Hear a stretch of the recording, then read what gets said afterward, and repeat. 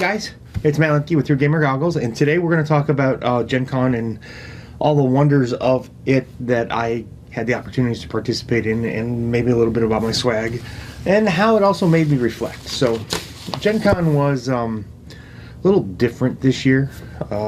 It was different last year too. Actually, ever since I've started back up again since COVID, it's been different, and I think the biggest thing I've noticed is that a lot of your game companies now are doing a lot of streaming from Gen Con, which is making things like interviews seem a little bit more lackluster. Plus, well, I don't stream live from Gen Con, and I think that is the trend. And I could not upload any videos from Gen Con this year because I don't have the ability. I don't have a hotspot with my phone. I still use TrackPhone. So I don't have a hotspot, although TrackPhone now has hotspot capability. But our hotel didn't have Wi-Fi the whole weekend, so I couldn't upload anything until I got back. I'm still working on some of that content, but one of the things that happened at Gen Con is I had a lot of not downtime, but a lot of time that made me think about things. A lot of things happened, like it was more difficult this year to set up interviews than it has been in the past, and things of that nature. So it made me do a lot of reflecting. And I think the first thing that I reflected on that I consider a downside at Gen Con is the, not the block party in and of itself. I love the environment, I love the atmosphere, but the food,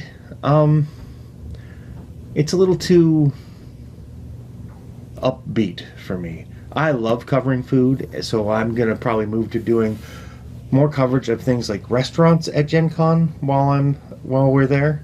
We'll do 2 or 3 restaurants a year, and we'll talk about them. I plan on writing a gamer's guide to indie for next year, so that'll help with content for that. But a living gamer's guide, so something I can update every year or change. And maybe I'll seek some help from fans of Gen Con, because there's a huge communication network, or maybe I'll dedicate it to the fans of Gen Con. I think that's what I'll do. But anyway, back to the food. So we had the Burning Beast burger, and we had the hot dog pizza pie. I don't remember the name of it. And we had the tacos. I don't remember their name either. So out of all those things, they were all good in their own right and in their own way. Well, I didn't try the pizza. I just could not get past the hot dogs. It's just a thing.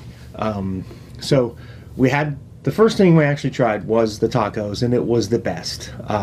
So we couldn't actually eat more of them, though, because I felt that I wasn't sure how much sodium was in it, and right now I'm kind of battling high blood pressure, so I steered away from. The green sauce in those tacos was really good and over the top. I should have found out what it was so I could recreate it here at home, but I think it was a pesto. With that said, then we had the burger. You know, it's from St. Elmo's. I anticipated an over-the-top burger, and it wasn't over the top for me. I mean, the burger in and of itself, if you went back and got the burger, it's great. They have a wonderful sirloin patty, but I couldn't taste the Cheetos. So for me, the type of cooking that I like to do, I would have preferred, instead of Cheetos on it, a cheddar sauce or a cheese sauce inspired by Cheetos that got smothered in it. And actually, what I'd like to see next year, if they do a burger, I'd like to see their cocktail sauce on it. Their cocktail sauce on a burger is going to be off the charts amazing, right?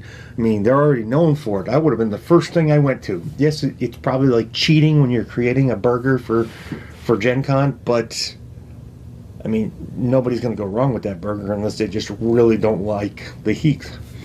And then, you know, this is actually one of the things that really made me think about the food and really my personal style of what I like to eat. It's really about my personal style and not what they created.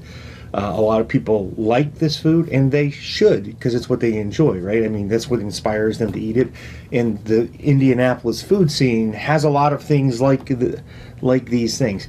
But like Hotbox Pizza, I think I've eaten their pizza, Gen Con special pizza, for, I don't know, 5-6 years the last 5 or 6 years I've been there, I've had a slice or two of each of their pizzas, except for this year. It was the first year well, okay, that's not true. I had pepperoni.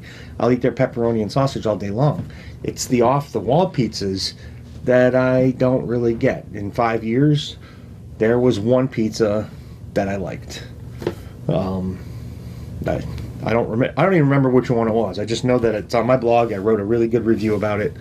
And the year before that, I wrote a review on the Gold Fleck pizza, and I was like, why? Why is it? You're just putting gold flecks on it. It didn't do anything for me. Anyway, that's neither here nor there. The other thing that was a low for me, and this is probably the worst low for me I've ever had at Gen Con, is I tried being intelligent this year. Yes, I tried being intelligent. And I put my email for gamer-goggles.com on my phone. It's the first time I ever did that, and I wasn't intelligent enough to check it. I haven't fixed it yet since Gen Con because I've been too busy doing content, but apparently I can receive emails on my phone, but I can't send. And it's probably a real simple thing to change, a setting, and I just haven't taken the time to do it yet. But as a result, I got emails to reschedule an interview with Steam Forge Games, and it was an exclusive kind of an interview on something that was going to be embargoed until they were ready to kickstart their game. So I missed a massive opportunity because I could not communicate with the individuals that were in charge of it. Since then, I've been in touch with them, and there might be something else that gets to materialize, but we'll see how that goes with them being in the UK and me working the weird hours I work of 4 a.m. to 1 in the afternoon. There's going to be a few hurdles to get through, and maybe I can do it when I have some time off. Now, the only other thing, like I said, was really weird is scheduling. Scheduling has gotten harder and harder. It gets later and later, and as a result, the last three years I've gone to the show, actually, since Gen Con 50, I've done more events in the last 2 years than I had probably done in the last 8 years at Gen Con.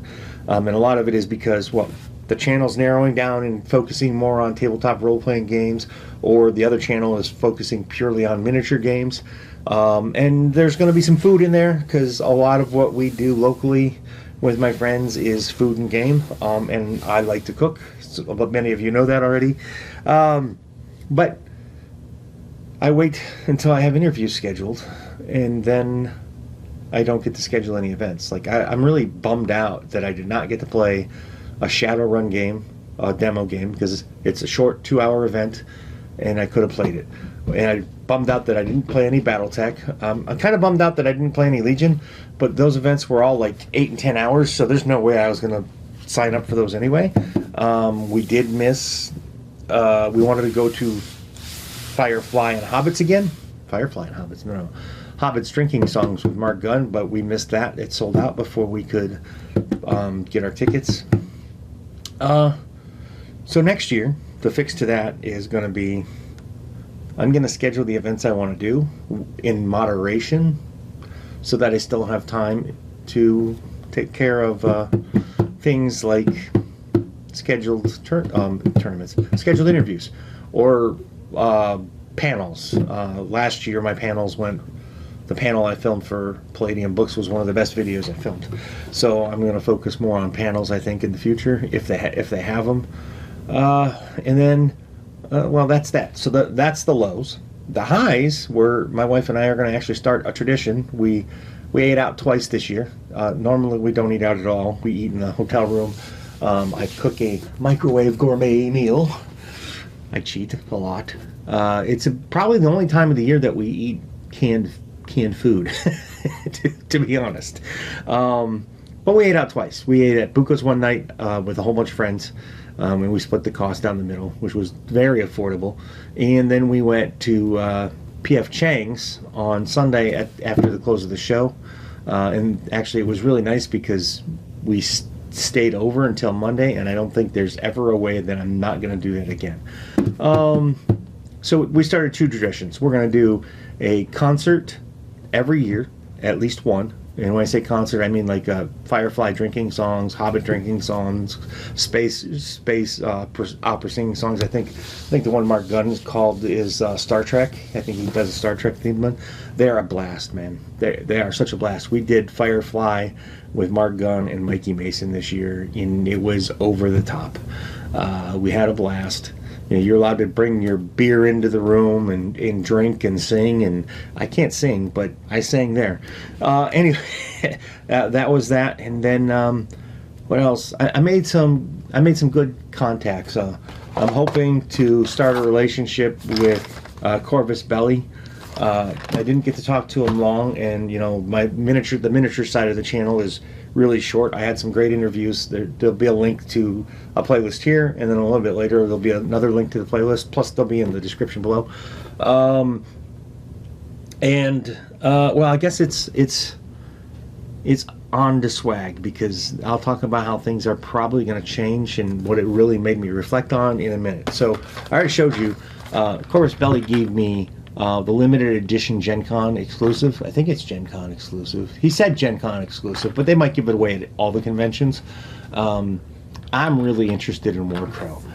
Those of you that have followed me in wargaming know that I'm not big on dice with symbols, but the way they're doing dice with symbols kind of works, and I'm hoping to get a starter set and be able to run a demo for everyone out there. I finally managed to remember to take cash to Gen Con and not have to use an ATM and buy the Void Ninjas from GCT for Bushido. I've wanted their ninjas since they were pewter, and they don't have them in pewter anymore, but these guys are all phenomenal. The next one I'm buying is the Goblins. While interviewing Joe Pacini, which I don't normally do that many board games anymore, I saw the Infinity deck, and we did a little bit of a demo. I love the cards. It's a trick game. Ooh, I don't know. Is that yellow? I'm running out of camera. Anyway, yeah, it's actually multiple trick games with the ideas for you to create more games out of it. So I thought that would be a lot of fun, especially the game design side of it that is offered inside if you want to try and create your own games. Then, well, okay, so this isn't swag. I found this just before I went to Gen Con. You guys can look forward to a flip through, or I don't know, maybe just a review on the Rift's bestiary. Lisa and I walked in and we did a demo on the multiverse, which actually I bought the Infinity deck and the Bushido stuff, just so you're aware.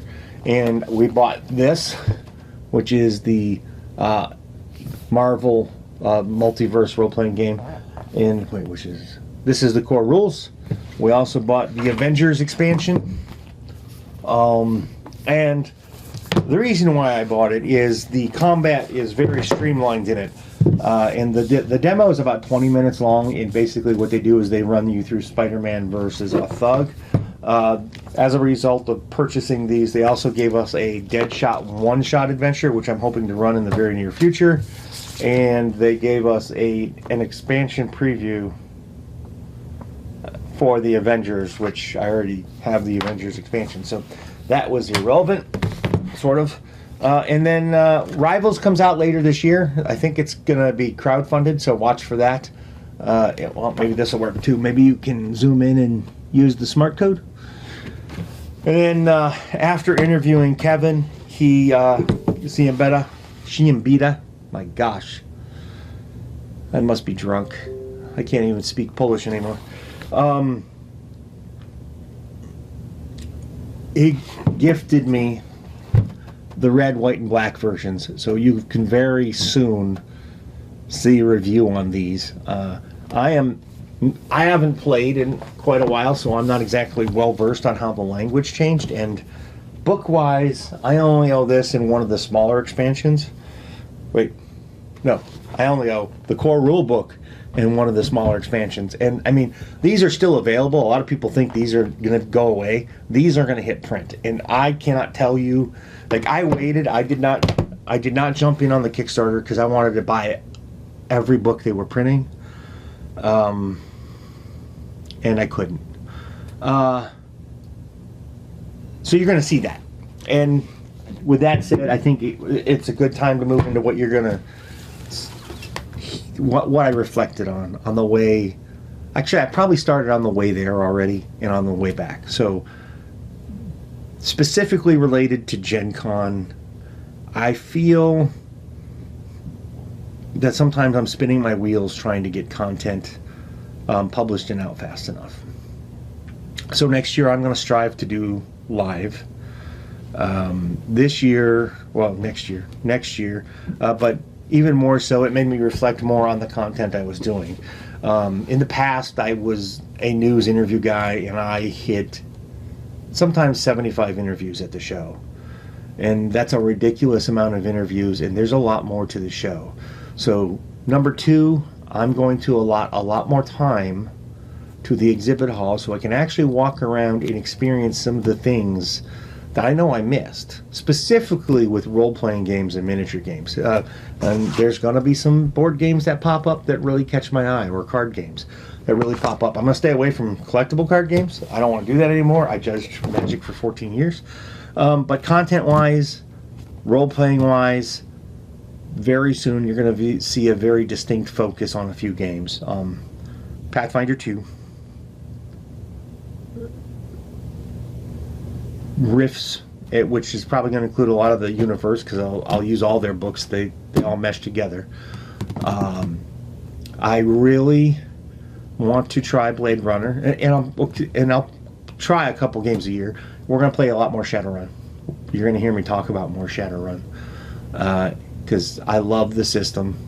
Well, I don't know if I love the system. I haven't given it a fair shake since 1986. The system has graduated quite a bit since then, but I love the world. I really want to play Aliens once or twice a year, even if it's just one shot.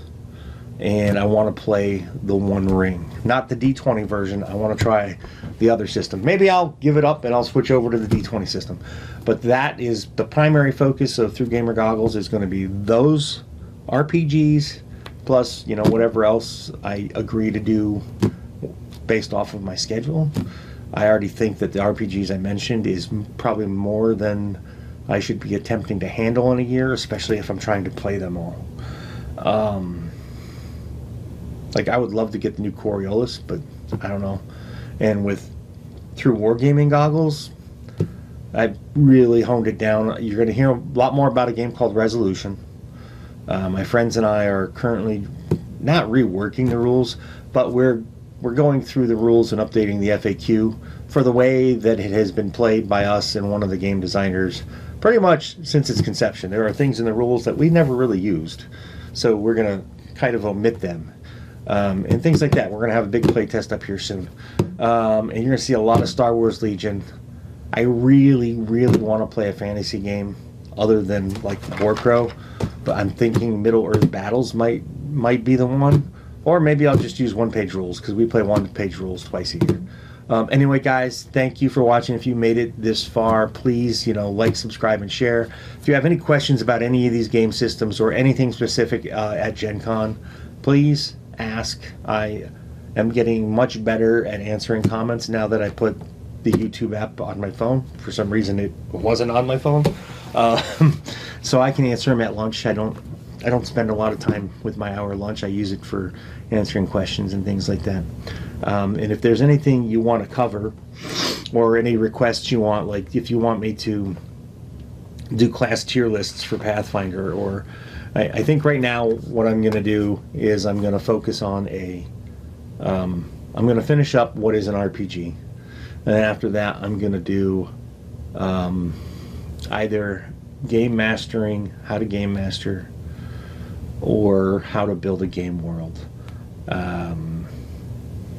And then I'll focus on game-specific stuff, like what is Rifts, what is Pathfinder? Maybe I'll do it the other way. I don't really know. I haven't made that up yet. My goal is to film right now 1 video every other week for each channel. So that's 100 videos a year, right? That's 50 videos a year. Maybe I'll change that to that's 2 videos a month.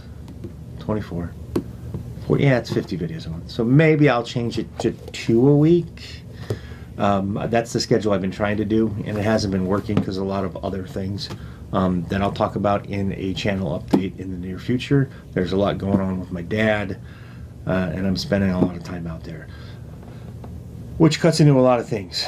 I'm also trying to write and get a novella published, so there's a lot on my plate, which affects a lot of different things. All right, thanks guys. I started to ramble too much here. Have a great day. Hi guys. Meet the Nibbles, who's gonna go down. She just decided not to go down my back, so we'll do this for her so she's comfy. Thanks for watching my video, and I appreciate it. Please hit the like button and share it if you know somebody who might be interested.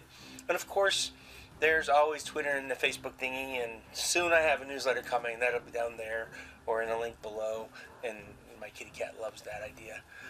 So anyway, there was one more thing. Oh yeah, subscribe. Be a part of my community, our community. Let's make it grow together. See you guys at a con somewhere, or a local store, or if I'm driving through the country, maybe a game club. I don't know. You're not gonna go knock down my camera. Bye guys.